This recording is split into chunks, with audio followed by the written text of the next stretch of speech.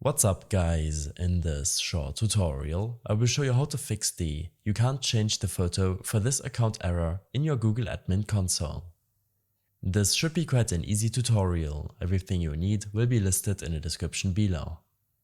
Log in to your Google Admin account and navigate to your console homepage. From here, click on this burger menu on the left hand side, Directory, and select Directory Settings.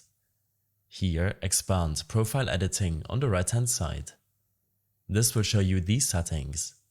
Strangely, some of these will be disabled by default, depending on how your G Suite or Google Admin account was set up. In my case, I need to manually enable the name, photo and gender option to manually change it. After making your changes, make sure to save them. I hope this helped you out. Leave a comment if you have any questions and see you in the next one.